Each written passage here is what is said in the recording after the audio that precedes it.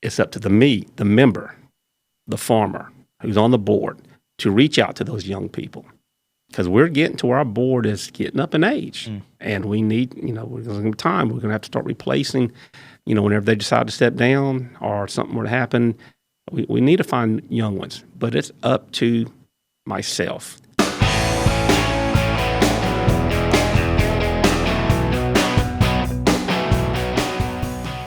Hey everybody, welcome to the Louisiana Farm Bureau Podcast. I'm your host, Karl Wiggers, and today I've got with me a friend from Beauregard Parish. He's the parish president of that farm bureau, the farmer, and he's a friend, Mr. David Smith. Thank you for joining me. You're welcome. Glad to be here. You said you listened and you watched some of these podcasts. I do. So now you're on here, so welcome. Thank you. First one ever. You are a parish president. Correct. In Beauregard Parish. You're a farmer. I said this already, but tell me what you farm and kind of where you're at in Beauregard Parish. We have a family farm. It's my brother and brother-in-law, myself, and my son's coming on now. We're just west of DeRidder. I'm going to say about 5 miles west of town on Highway 190.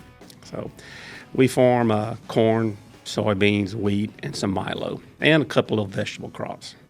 You're an oddball, and I mean this in the most loving way.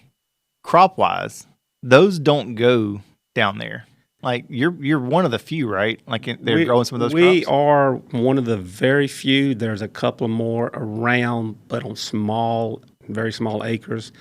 And sometimes they may not even grow anything. Right. It just depends on how the wind blows. But Gotcha. yeah, we're pretty much it in that area.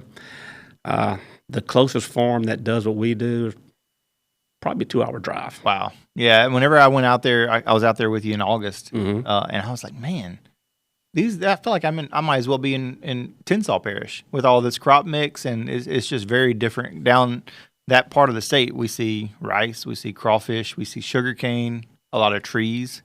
A lot of trees. And then there's this corn, milo, wheat, and soybean farm also. And that would be us. It's y'all. I tell people, if you drive out there, if it's a field more than 5 acres, it's ours. Yeah. About how many acres do y'all farm? And I know you got some cattle. Your brother's got some cattle. Cropland's about 1,900 acres with the family. My brother does run about 300 head of cattle on about 500 acres of pasture. And So pretty significant size family farm there. Yes. What do you? I guess let's get into Farm Bureau. So we have this series we're doing called Road to Leadership, and we're interviewing folks that are involved in Farm Bureau. You are involved in Farm Bureau, have been for a few years now. Quite a few years. Tell me how you got plugged into Farm Bureau. How did that journey for you begin? Well, it started, I'm going to say 1991.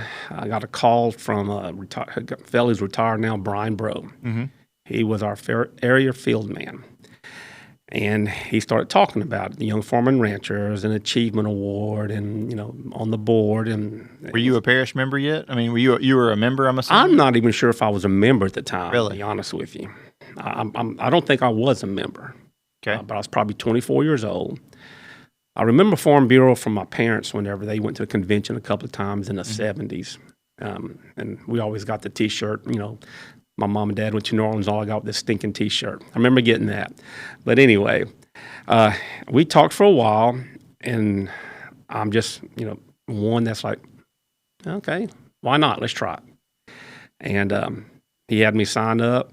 I went to the meetings. I signed up, did the Achievement Award for my first time, filled out all that, turned it in. They put me on the board, which was the parish board? Parish board, correct. And not knowing anything, didn't know what I was supposed to do, just sat there, listened a lot, and I'm one that's going to listen a whole lot before I say anything, and especially if I don't know anything, I'll just make you think I don't know anything and let you know that I don't know anything by opening my mouth. But I just listened, and then I realized who the board members were, because there was agency managers there, thought they were part of the board, everything. I'm just, I'm taking this all in, and I'm just listening. That was a heck of a way to get involved in Farm Bureau. In the 90s, what were y'all still had the same crop mix? Same crop, except we had rice also. Okay. We did do rice. My dad came from the Oberlin area and brought rice and beans with him. And we always grew rice from the 70s, 80s until 90s, until they say, the Farm Bill said, grow what you want. We jumped from rice. We got out and didn't look back. Yeah. So you were growing a similar crop mix back in the 90s when Brian approached you and got you plugged into Farm Bureau. How long did it take you to kind of realize, like, oh wait, that's an agency manager, that's a board member, these are all my peers, these are farmers? How long did it take you to kind of feel like it didn't take long, but there was a learning curve, and I realized, even though there was an agency manager there, and I realized, okay, he's the agency manager, still was never told anything about, he's not part of the board. He's there as agency manager to run the agency. That took probably within a year to learn that. But it was like I said, a learning curve, but I enjoyed it. I enjoyed my time. I enjoyed going to the state convention and meeting the people there. That was the key for me, meeting a lot of new and different friends. I was going to ask you, what in those early years, what was it that, I guess, kept your interest peaked, I guess, and like kept you involved and coming back to those meetings when you're sitting there listening, trying to figure out who's who? Learning things that I may not have known or have taken a while to learn, and it's the networking. It's meeting, the farmers. That's how I met Richard through Young Farmer and Ranchers. Chad Hanks and I are good friends through Young Farmer and Ranchers. And we're still good friends. That just has played along with all the process of where we have gotten to today.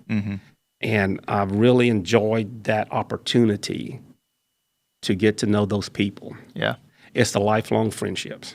That's a very common theme that I hear whenever I talk to farmers, whether it's you or, you name it. Any farmer I've almost ever come across that's in that Farm Bureau circle, that's almost the sole answer. That's the top answer for sure. And for me, and let's go back to when you drove to DeRidder, out in the middle of nowhere. I'm the only one. So who do I have that coffee shop talk with? Nobody. It's me. I can't go down to the local coffee shop or dine or eat lunch with them and have coffee. Hey, what's new? What's going on? So Farm Bureau was a way, that was my coffee shop. And to meet the different people. Met different people throughout the state, same commodity. I'm like, okay, they grow corn too. It's not just over there in Beauregard Parish, which, now I can talk to these people. How are you doing things? I've learned a lot through meeting people through Farm Bureau. That's really a great testimony, honestly, because that's one of the things when you're talking young farmers and ranchers and you're trying to help sell that and like, hey, man, get plugged in.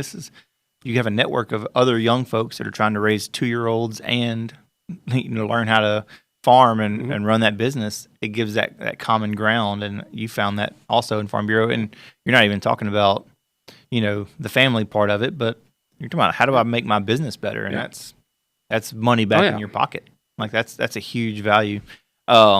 So clearly you've seen value in Farm Bureau. What, I guess, aside from that network and whatnot, where have you seen value come back to your farm or come back to your business as a farmer?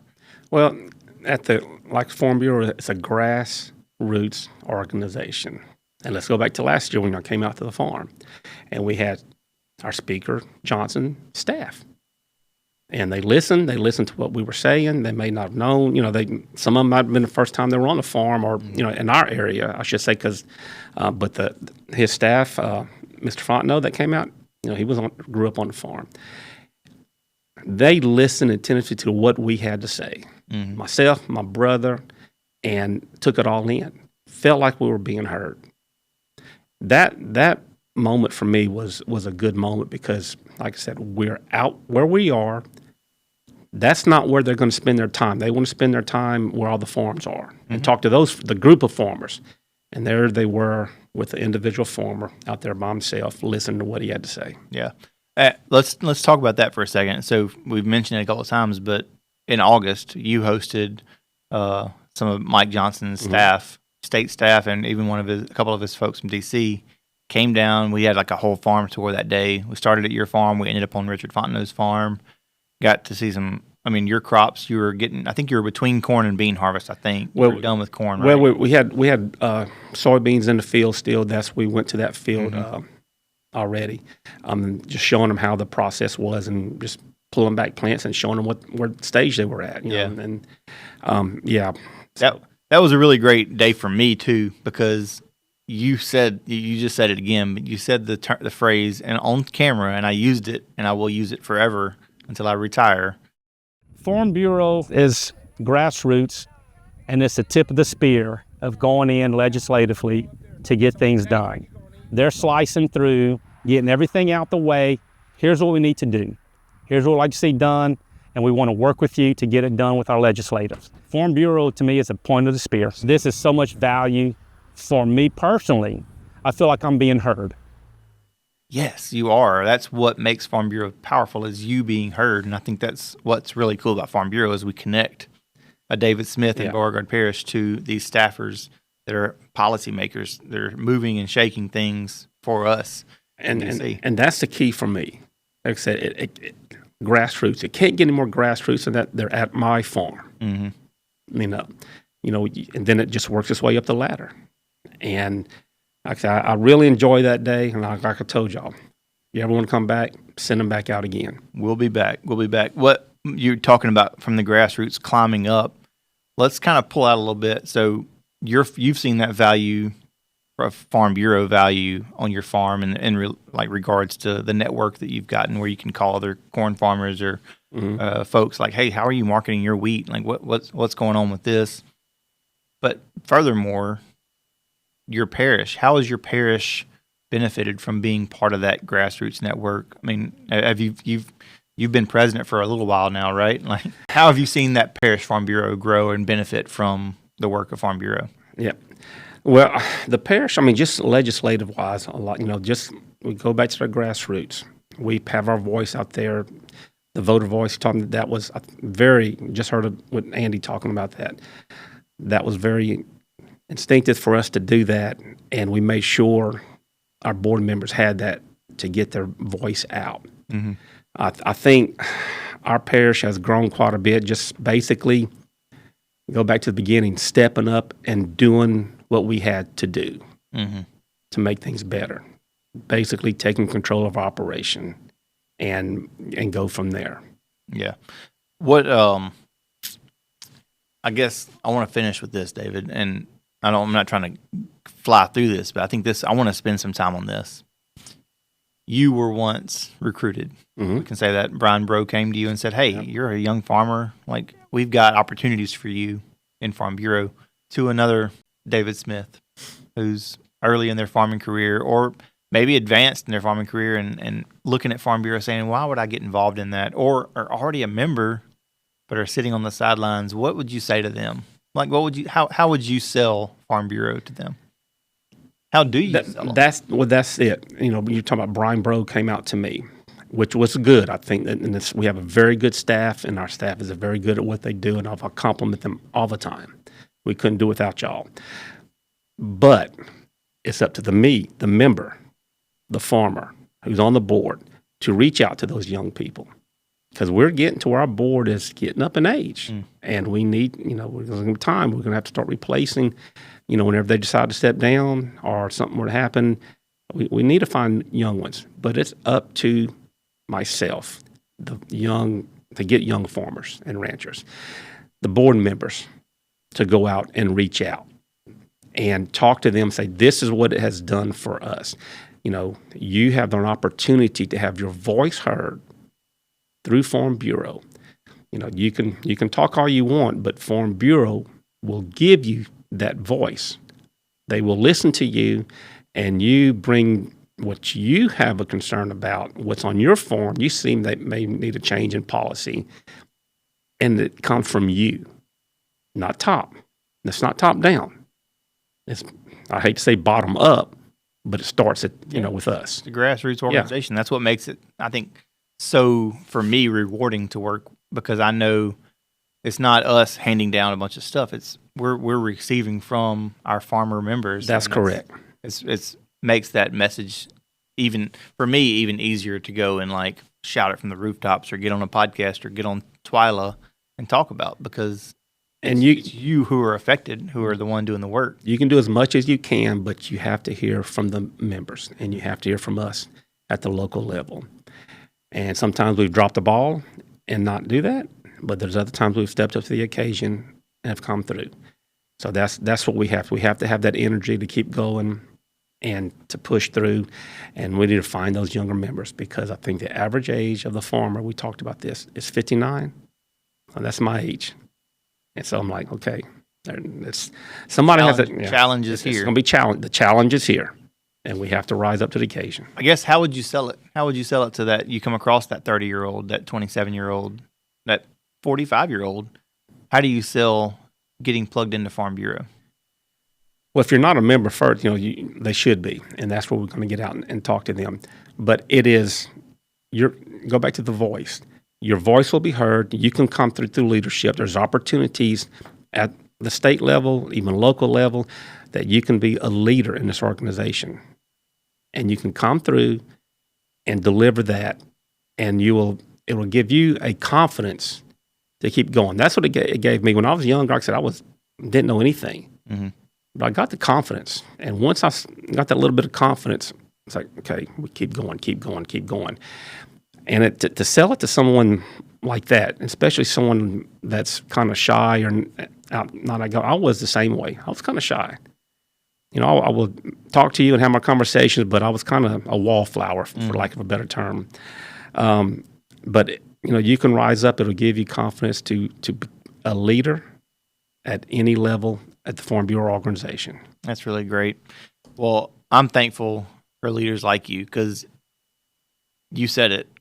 We can do all we want, but until we hear from the grassroots and our farmers and our members, y'all make it easy. And coming out to your farm that day with those staffers with Mike Johnson's office was one of those days. Whenever I come home and I'll call my wife on the way home and I'm like, babe, it was so great. Or I get back to the office and I'm fired up. It motivates me. It encourages me to see folks like you and just frankly, like a little corner of the state that, is quieter. That's right. There's there's a lot of trees. A lot of trees. So there's not as much going on, it feels like. But whenever you see that, like, there is stuff going on, and we hear that and we see that and we get to tell those stories, it's like, yes.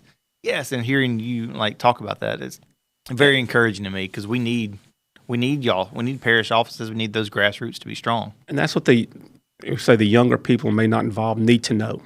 I was in your position one day. I was there. I never thought I was going to have be able to talk to congressmen like this, and I am. And if I can do it, if guys from DeRidder, Louisiana can do it, anybody can do it. I promise you that. Yeah. It's been a whirlwind opportunity for myself. I've enjoyed every minute of it, and like I said, it's open to everybody. Yeah. Well, David, thank you so much. I love this. This is fascinating. Well, I hope I enjoyed it. Hope everybody else enjoys it, and I enjoyed doing this. Thank you so much, David. If you want to learn more about that story that we're talking about, where he had some staff out on his farm, I'll link that in the show notes for my story on This Week in Louisiana Agriculture. I'll also link an opportunity, a link that you can go and become a member, and you can click Beauregard Parish if that's where you live and you want to get plugged in. And you can become a member in Beauregard Parish, and you can get them plugged in. And I'll even put David's cell phone number in the show notes, and you can call him up right now. You sure can do that. No, I'm not going to do that. But we can get you plugged up and get you plugged in, Mr. David, and get that parish and get wherever you're at. We have people in every parish that are ready to get you plugged in to Farm Bureau and help you to become a better leader. So with all that, thank you, David. Thank you for watching. Thank you for listening. We'll see you again right here next time on the Louisiana Farm Bureau Podcast.